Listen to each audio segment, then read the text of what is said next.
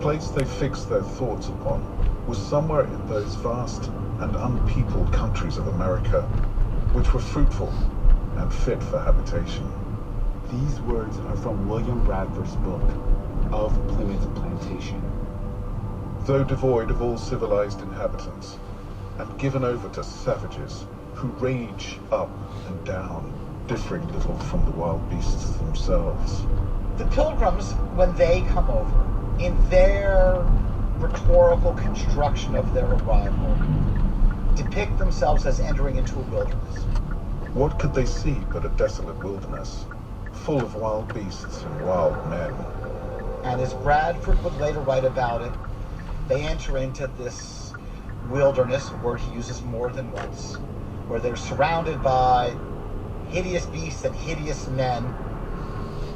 So they create this rhetorical moment of descending into this dark wilderness place filled with menace.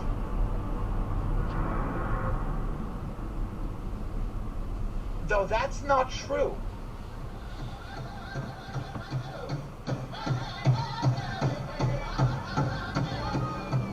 For thousands of years, the area around New Plymouth had been inhabited by native people called the Wampanoag. What you're hearing is their music. There are about 2,000 Wampanoag, and that's a branch of the Eastern Algonquian, and they had lived there for over 10,000 years, according to archaeological records. There were at least 69 coastal and inland Wampanoag villages that were thriving. Their livelihood consisted of farming and fishing, and they had a complex cosmology that included responsibility to all living beings.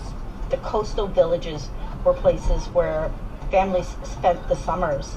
It was where they did their planting, and then whatever they harvested from that would be what would get them through the winter. It was a really vital place. But then, in 1616, there was a plague.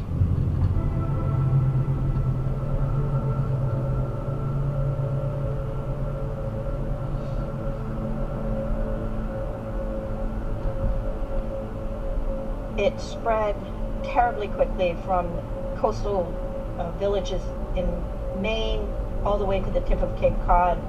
When Bradford and his crew arrived in 1620 in the Mayflower, they literally had to clear skeletons of native people from the land because so many died in this plague. the plague was said to have been brought by European traders, and it devastated the Algonquin people, including the Wampanoag. Tens of thousands of Eastern Algonquian died as a result of the plague. It became known as the Great Dying. When someone became ill, the families all gathered around that person to pray over them. So that probably made it spread even more quickly. The people just died so quickly that they couldn't even, bury their dead.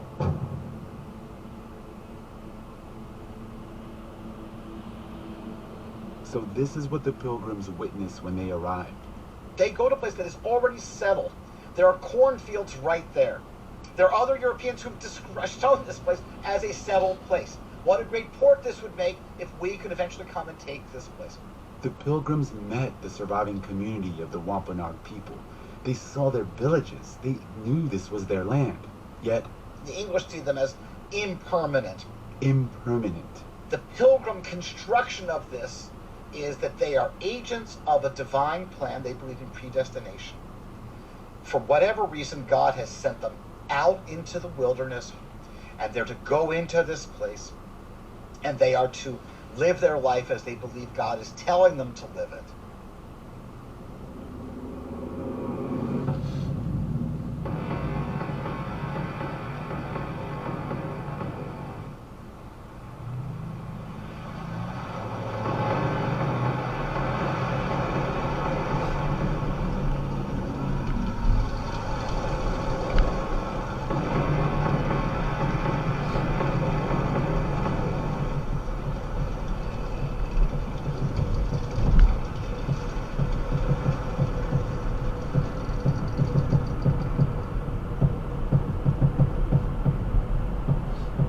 religion was not the only thing that inspired people to take on the long, treacherous trip from England to Massachusetts. Some came to pursue their desire for bounty and wealth. Even in its infancy, the business of America was, ultimately, business. About half of the colonists who've gone there aren't going there for religious reasons. They're going there to make money. And the money was in the fur trade. Europeans are obsessed with fur and what you can do with fur. And they're particularly interested in beaver. So there's sort of basically around this time a real demand for beaver pelts in England and across much of Europe. In 1624, an English colonist arrived in New Plymouth seeking to make his fortune in the fur trade. His name was Thomas Morton. He's probably born somewhere in the west country of England in the middle of the 1570s. We know that he trained for the law, and he is a lawyer. He doesn't make much of a mark in the historical record until he appears around 1620 in a legal case. That legal case is complicated, full of drama, and extremely petty. Basically, Morton started representing a rich woman whose husband had just died. He was hired to kind of sort out her estate. At some point while representing her, he starts a relationship with her, and eventually they marry, which meant that as her new husband, he had access to the money her late husband left behind. Her children were obviously not very happy about that. I mean, they're really at each other. There are allegations of people, shooting weapons and yada, yada, yada. I mean, the level of animosity is very high. Morton battled her children in court for years. And what it tells me about Morton is that Morton doesn't shy away from a fight. And that seems to be the personal characteristic that I take from this legal case that then becomes important through the rest of his life. The case was still ongoing in 1622, but Morton was gone, and not long after, he shows up in New Plymouth. Maybe he's on the lam, right? Maybe he says, okay, it's time for a new phase of my life. Morton was pushing 50 at this point, which for the 1600s is very late to start over. So Morton doesn't waste time. Almost as soon as he arrived, Morton leaves the cluster of pilgrims and he goes down to a sort of failing little trade post. Morton would later call this trade post Marymount. And so he moves in to this tiny little, it almost feels like a clearing in the woods, where they probably thrown up a few, ramshackle cabins. And he gathers a few men around him, as far as we can tell, all men, and not very many, like half a dozen guys. They're not very far from New Plymouth.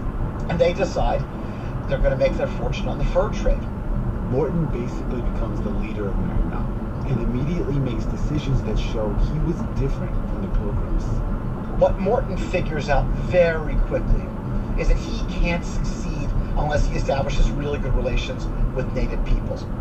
And though he is not an unreligious person, religion does not seem to be at the forefront of his vision. At the forefront of his vision, and this may sound rather vague, is this idea of respect. Morton seemed to fundamentally respect the native community he was trying to do business with. The pilgrims, on the other hand, they were not as eager to embrace positive relations as Morton seemed to be. William Bradford, the governor of Plymouth, he was certainly not happy about Morton's approach. He singles out Morton for his, what Bradford sees as overly friendly relations with indigenous peoples.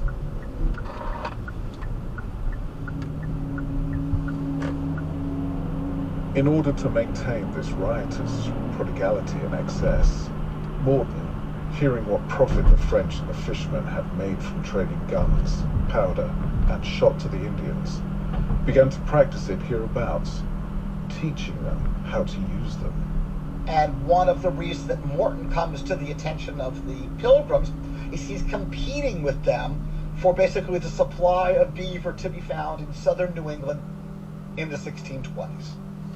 And here I must bewail the mischief that this wicked man began in this district, and which, continued by men that should know better, has now become prevalent, notwithstanding the laws to the contrary.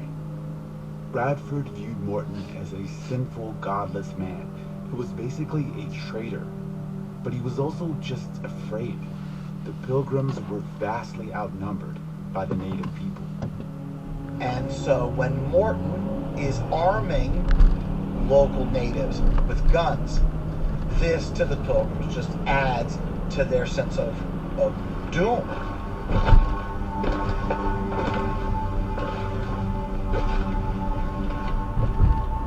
Initially, Bradford sent a letter to Morton requesting he stop trading with the native people. According to Bradford, this is how Morton responded. He answered as haughtily as before that the king's proclamation was no law, and asking what was the penalty, that if they came to molest him, let them look to themselves. He would be prepared for them. So they saw there was no way but to take him by force. They resolved to proceed.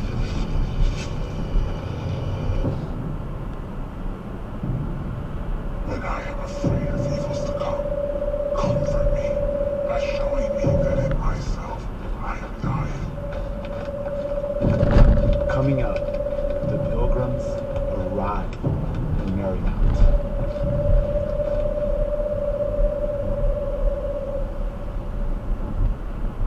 This is Diani calling from Melbourne, Australia, on the lands of the Yalukit Willam clan of the Bunurong people.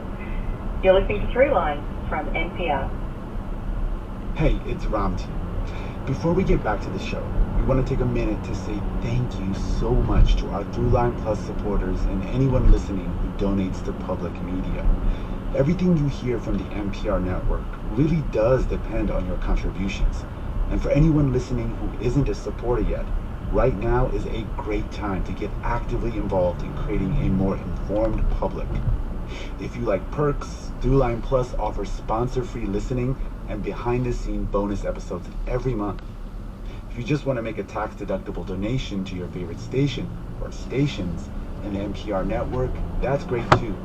Listener support is a powerful resource. It takes all of us doing what we can, when we can, to keep this free public service going. Please give today and donate at npr.org/throughline or explore NPR Plus at plus.npr.org. Thank you. This message comes from Jackson. Seek clarity in retirement planning at Jackson.com. Jackson is short for Jackson Financial Inc., Jackson National Life Insurance Company, Lansing, Michigan, and Jackson National Life Insurance Company of New York, Purchase, New York. This message comes from NPR sponsor Apple Card.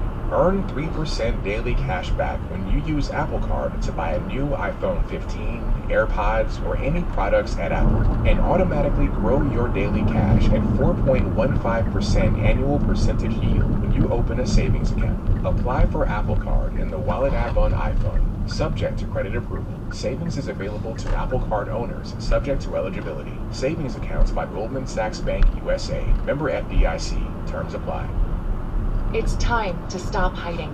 It's time to be true to who you are. Go ahead, let NPR become your entire personality. At the NPR online shop, we've got free shipping on all orders over $99. Totes, hats, t-shirts, the works. Only until December 8th. Live your truth at a discount at shop.npr.org. Part 2. 17th century troll. Bright were the days at Marymount, when the maypole was the banner staff of that gay colony. They who reared it, should their banner be triumphant, were to pour sunshine over New England's rugged hills and scatter flower seeds throughout the soil. Jollity and gloom were contending for an empire. Nathaniel Hawthorne.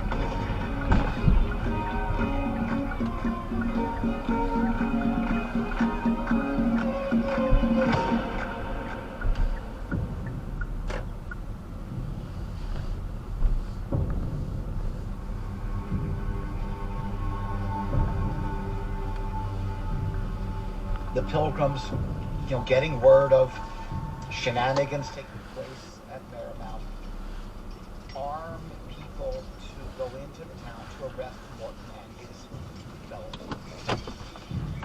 And they are ready for what they think is going to be a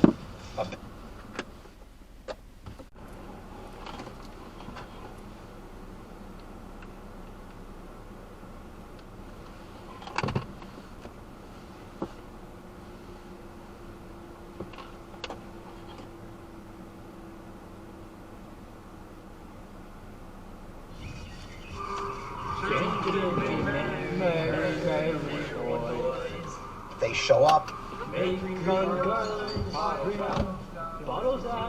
They find that these 7 men are inebriated.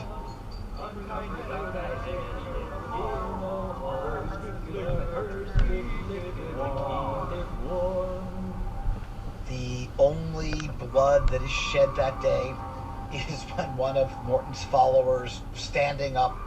One was so drunk, You can sort of imagine him standing up as these pilgrims are coming. so drunk that he ran his own nose upon the point of the sword that one held before him.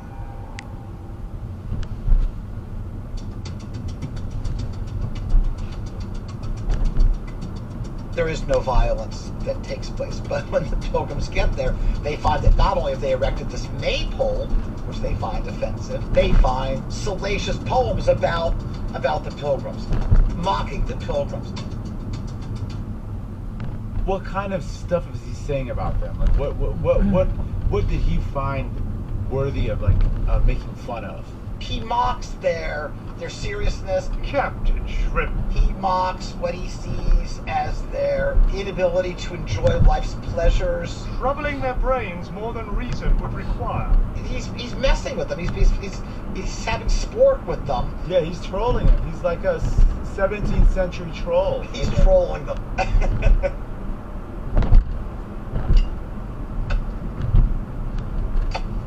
They arrest them. It's unclear what happens to the guys, the other guys. And they take Morton and they put him on this place called the Isle of Shoals, which is off Portsmouth. A remote island. They exile him. And he waits. A ship's going to come pick you up and take you back to England, and you're going to go to jail. Much to the pilgrim's disappointment, I have found no record of him being tried, going to jail. Instead, nope, Morton comes back. First to Marymount, then to Boston. He said, I'm going to try my luck with these people. And then he infuriates them for different reasons. And they torch his house and kick him out. In case you're counting, this is the second time Morton was exiled. So he's, what, 50? Wow. So he's not like some kid, swashbuckling kid. He is a grown man who ticked off the pilgrims and got sent away.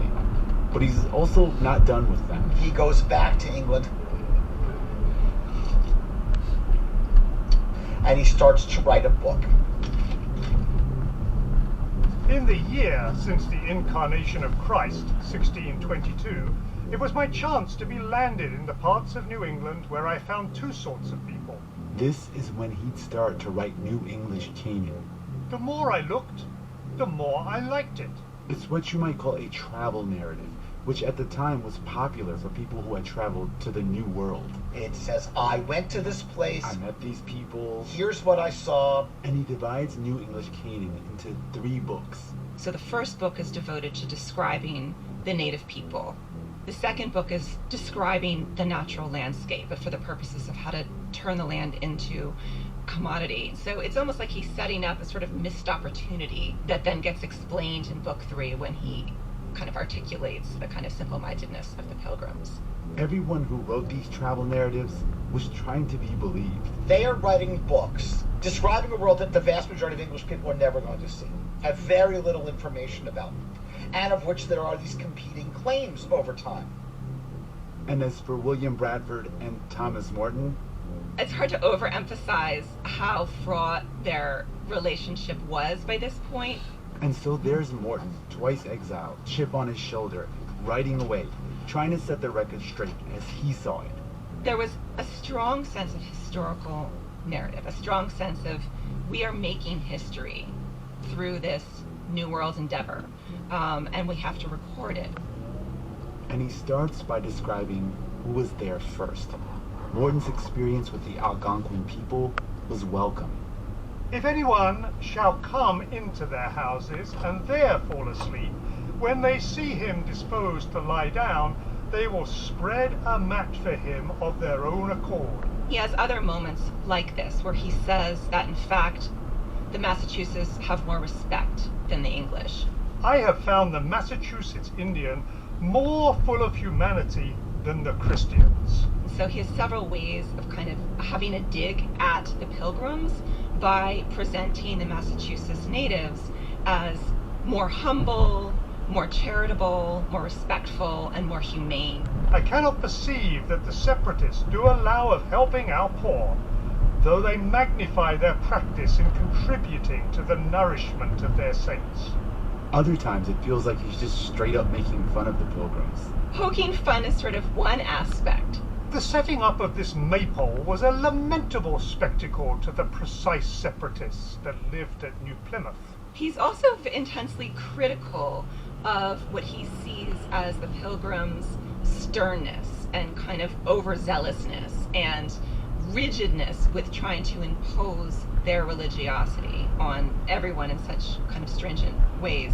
This harmless mirth made by young men that lived in hope to have wives brought over to them that would save them a labour to make a voyage to fetch any over was much distasted of the precise separatists. He tagged the government of Plymouth. She talks about the government's in shambles. Even the town minister wasn't safe from his wrath. Anyone can be a minister, including a cowkeeper. The church of the separatists is governed by pastors, elders, and deacons, and there is not any of these, though he be but a cowkeeper, but is allowed to exercise his gifts in the public assembly on the Lord's Day. It's a pretty derogatory, kind of thing to say, where he just says anyone can be in charge. And just to be clear, we shouldn't really view Morton as some kind of hero. He was still participating in the colonization of Massachusetts, and he was at his core a businessman. A whole section of New English Canaan is devoted to financial and economic opportunities the New World has. But the book does present a different vision for what the inevitable relationship between colonists and native people could have looked like. A different vision for what would become America's future.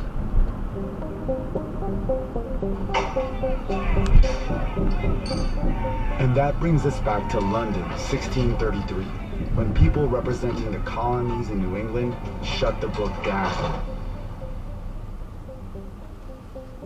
There aren't a ton of details about what happened next, but we know the bookseller, Charles Green, recorded that he'd lost 400 copies of the book.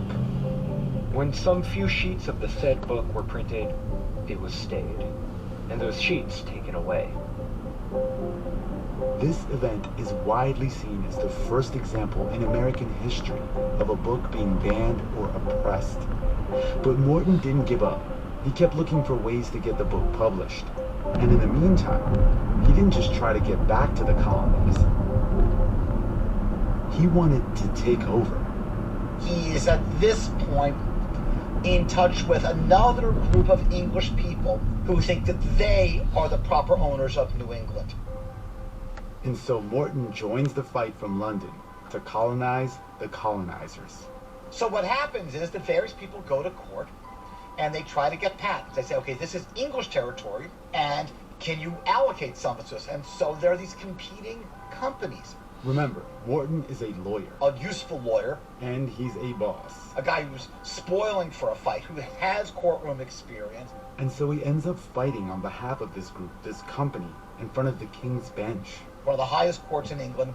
And they win. The court essentially gives Morton and his allies the rights to colonize New England. The colonists already in Massachusetts basically ignore the court's order. So Morton and his allies decide to take it by force. To militarily invade, to get rid of the colonists.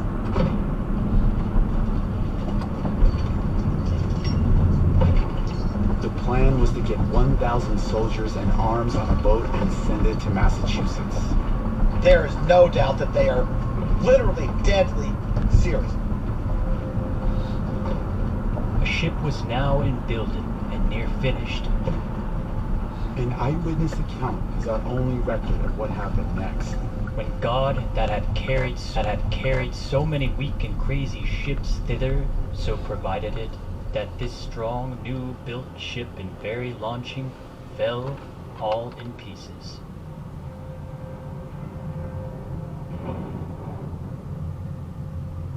and it sinks in the docks before it ever leaves England. And that's it. The invasion fails. But Morton's book is still alive. Coming up, the book is published and Morton returns to New England for the last time.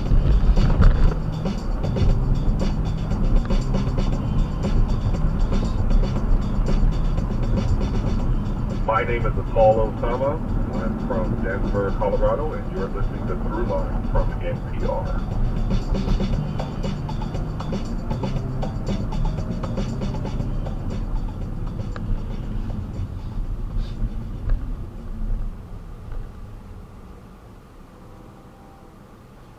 This message comes from NPR sponsor, the NPR Wine Club. Get the world of wine delivered to your door. When you join the NPR Wine Club, you'll receive the stories behind every bottle and favorite NPR shows and personalities arriving in liquid form, like Weekend Edition Cabernet and Wait Wait Don't Tell Me Zinfandel.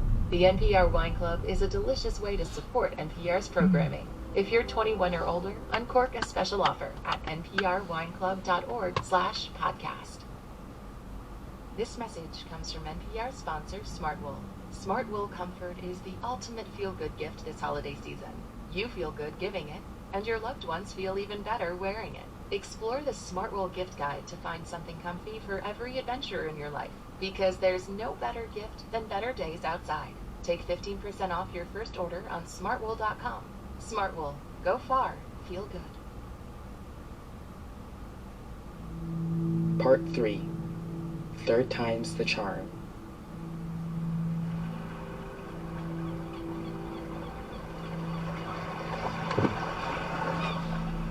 The ship has sunk.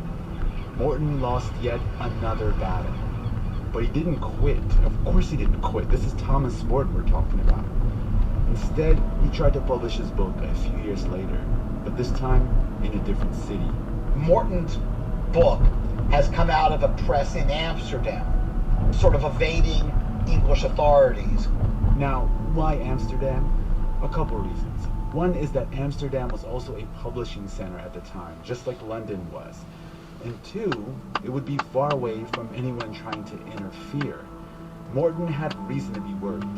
New English Canaan laid out an alternative vision for how European colonists could coexist with native people. But in the time that it had taken Morton to write and publish the book, relations between Massachusetts native communities and the Pilgrims had only gotten worse. They had fled for religious freedom, but they did not afford that same religious freedom to the Wampanoag or to any of the indigenous people that they met. They considered them all to be heathens, and until they had been converted, they were not valued human beings. So that's where things began to fall apart. By the 1630s, English colonists were at war with a neighboring native people called the Pequot. The war was brutal, and it led to a massacre. On May 26, 1637, a group of armed Puritan colonists attacked the village of Pequot. After killing most of the Pequot defenders, the Puritans blocked the village exits and set everything ablaze, burning everyone alive inside, mostly women and children. The attack killed hundreds. Those who tried to escape were shot. Most of those who survived were sold into slavery.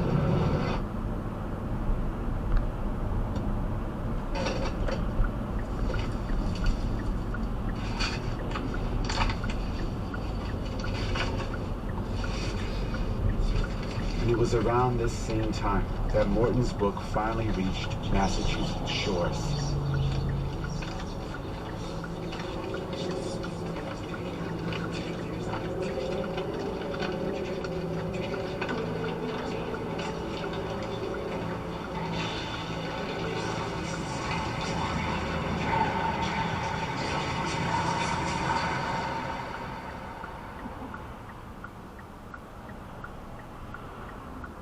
Someone gets that book and ships that book over to Boston.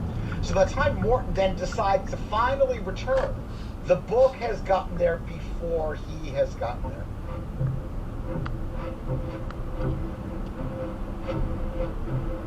Morton returns to Massachusetts in 1643.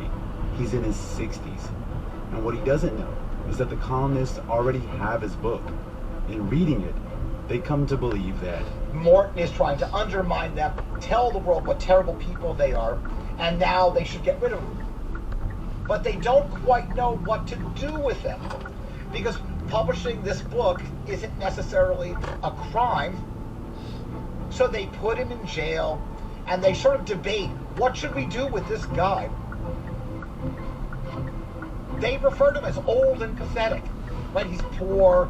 They say we could beat him, right? They could literally, physically beat him and keep him in jail. But what would be the point? He's this old man with no power. And so they decide, let's exile him again. not long after Morton lands in Massachusetts, he's arrested and exiled. But this time, rather than send him to England, he goes up the coast to this little place in Acamanticus. There's hardly anyone there. Which is present-day Maine. There, he's surrounded by trees and left to be alone with his own thoughts. Morton goes there, and that's where he dies. But what about his book? What happened to all those original copies? We don't know. Most things from 400 years ago don't survive. Let's call it 200 plus books. There are about 20 left today. Whatever happened to the books, we don't know. But what's for sure is that Morton's ideas were enough to make him a serious threat. So much so that he had to be banished not once, but 3 times. He is a threat because he represents a different way forward. A way forward that would not have surrounded a village, set it on fire, and shot people as they came out. That he would have instead sought some other resolution. He has a radically different vision than the Pilgrims had. So I think when he shows up again, even though he is, by their own admission, he is not a threat, but he does represent this idea, and that idea is different from their plan of colonization. I think that they hope to vanquish his ideas and to do that maybe symbolically by vanquishing his body. Now, they don't say all that, so I'm making certain inferences here. But I think that's the deeper meaning of that last exile. He represents